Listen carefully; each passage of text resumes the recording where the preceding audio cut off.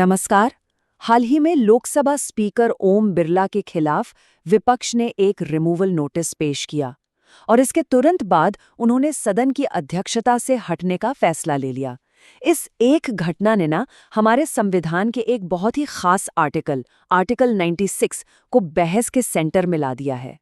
तो सवाल यही उठता है कि भाई जब हाउस के स्पीकर के खिलाफ ही उन्हें हटाने का नोटिस आ जाए तो होता क्या है नियम, और इस पूरी सिचुएशन में ये आर्टिकल 96 आखिर क्या रोल प्ले करता है।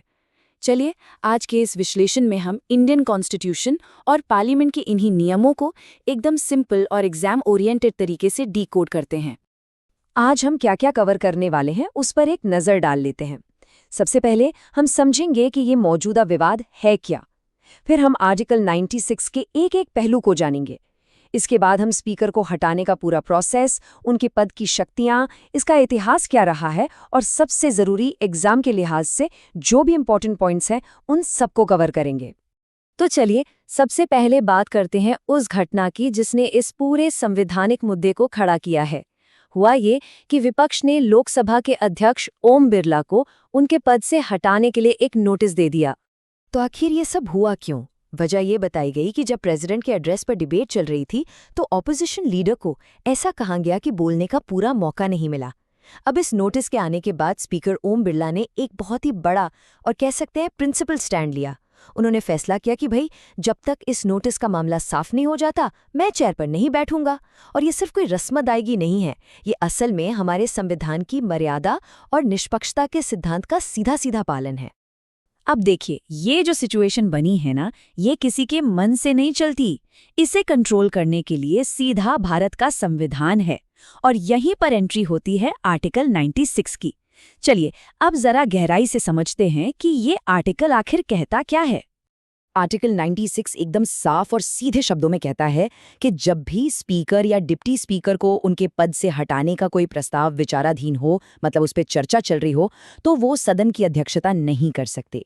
ये नियम इसलिए बनाया गया है ताकि निष्पक्षता बनी रहे, मतलब जिस व्यक्ति को हटाने की प्रक्रिया चल रही है वो खुद उस प्रोसेस को किसी भी तरह से प्रभावित ना कर सके। सिंपल। अच्छा, अब ये स्लाइड बहुत ही दिलचस्प है। ये आर्टिकल स्पीकर की पावर्स को उस खास समय के लिए पूरी तरह से बदल देता है।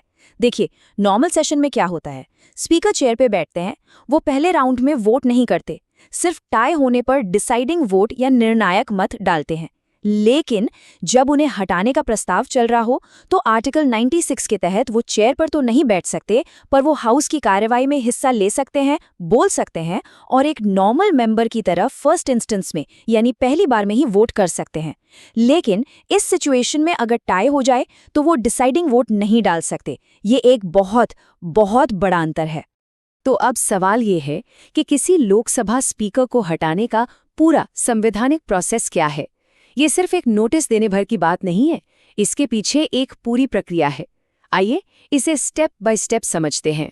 सबसे पहला स्टेप है एक नोटिस देना, और इस नोटिस के लिए कम से कम 50 लोकसभा मेंबर्स का सपोर्ट होना जरूरी है। दूसरा, स्पीकर को 14 दिन का एडवांस नोटिस देना भी कंपलसरी है। नोटिस एक्सेप्ट होने के बाद इस पर लोकसभा में बाकायदा बहस होती है, और हाँ, स्पीकर को भी अपना पक्ष रखने का पूरा मौका मिलता है। और आखिर में होती है वोटिंग, जिसमें इस प्रस्ताव को इफेक्टिव मेजॉरिटी यानी प्रभावी बहुमत से पास करना होता है। अच्छा, तो ये इफेक्टिव मेजॉरिटी यानी प्रभावी बहुमत, ये है क्या भला? अक्सर लोग इसमें कंफ्यूज हो जाते हैं। देखिए, इसका सीधा सा मतलब है उस वक्त सदन में जितने भी सदस्य हैं उनका बहुमत। तत्कालीन सदस्य यानी देन मेंबर्स। फॉर्मूला बहुत सिंपल है, चलिए समझते हैं। आप हाउस की टोटल स्ट्रेंथ लीजिए, उसमें से जितनी भी सीटें खाली हैं मतलब वेकेंट हैं उन्हें माइनस कर दीजिए। अब जो नंबर बचा उसका आधा करके 1 जोड़ दीजिए। बस यही है इफेक्टिव मेजॉरिटी। और हाँ, ये सिंपल मेजॉरिटी या स्पेशल मेजॉरिटी से एकदम अलग चीज़ है, ये याद रखिएगा। इस पूरी प्रक्रिया को और अच्छे से समझने के लिए ये जानना भी बहुत ज़रूरी है कि आखिर स्पीकर का पद हमारी पार्लियामेंट्री सिस्टम में इतना पावरफुल और इम्पॉर्टेंट क्यों है। चलिए ज़रा उनके ऑफिस और पावर्स पर एक नज़र डालते हैं। लोकसभा स्पीकर को लोकसभा के सदस्य अपने में से ही चुनते हैं और इलेक्शन की तारीख प्रेसिडेंट तय करते हैं। एक मजेदार बात यह है कि वो स्पीकर के तौर पर कोई अलग से शपथ नहीं लेते। जो शपथ उन्होंने एक सांसद के तौर पर ली है वही काफी है। उनका टर्म लोकसभा के कार्यकाल तक होता है और वो अपना इस्तीफा डिप्टी स्पीकर को देते हैं। एक और बहुत जरूरी बात, जब लोकसभा भंग हो जाती है तब भी स्पीकर अपना पद नहीं छोड़ते। वो नई लोकसभा की पहली बैठक तक अपने पद पर बने रहते हैं। स्पीकर की शक्तियां बहुत ज्यादा हैं। वो सदन की पूरी कार्यवाही चलाते हैं, वो मेंबर्स के विशेषाधिकारों के गार्डियन होते हैं, और जब दोनों सदनों की जॉइंट सिटिंग होती है तो उसकी अध्यक्षता भी वही करते हैं। लेकिन उनकी सबसे बड़ी पावर्स में से एक है ये डिसाइड करना कि कोई बिल मनी बिल है या नहीं। अगर आप इंडियन पॉलिटी की तैयारी कर रहे हैं तो इस वीडियो को लाइक जरूर करें। सदन की कोई भी मीटिंग करने के लिए एक मिनिमम अटेंडेंस की जरूरत होती है, जिसे हम कोरम कहते हैं। ये लोकसभा की टोटल स्ट्रेंथ का 10वां हिस्सा यानी 1/10 होता है। अगर इतने मेंबर्स भी मौजूद नहीं हैं तो स्पीकर मीटिंग को स्थगित या सस्पेंड कर सकते हैं। और जैसा कि हमने बात की, ये स्पीकर की एक बहुत बड़ी ताकत है। कोई बिल मनी बिल है या नहीं, इस पर स्पीकर का फैसला ही आखिरी होता है। उनके इस फैसले को किसी भी कोर्ट में चैलेंज नहीं किया जा सकता। ये फाइनेंशियल मामलों में उनकी सुप्रीम अथॉरिटी को दिखाता है।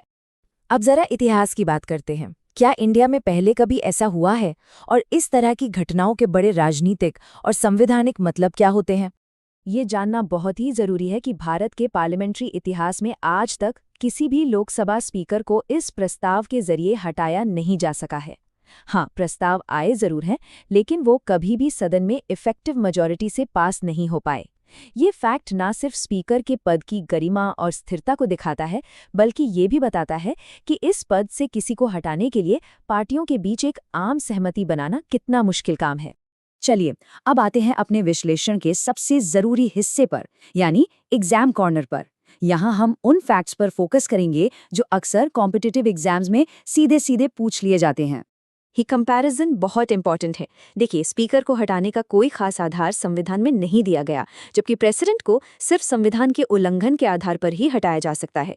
स्पीकर के लिए चाहिए इफेक्टिव मेजॉरिटी, जबकि प्रेसिडेंट के लिए स्पेशल मेजॉरिटी, जो टोटल मेंबर्स का 2/3 होता है। स्पीकर को हटाने का प्रस्ताव सिर्फ लोकसभा में आ सकता है, जबकि प्रेसिडेंट के लिए किसी भी हाउस में। इन अंतरों को समझना बहुत जरूरी है। तो चलिए एक क्विक रैप अप करते हैं एग्जाम फैक्ट्स का।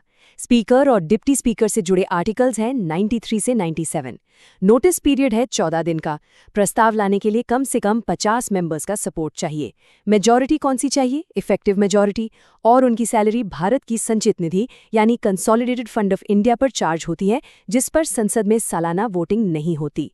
तो आखिर में एक सवाल जिस पर सोचना जरूरी है, क्या स्पीकर का पद सिर्फ एक पॉलिटिकल पद है, या ये एक ऐसा संवैधानिक गार्डियन है जिसे पार्टी पॉलिटिक्स से ऊपर उठ के काम करना चाहिए?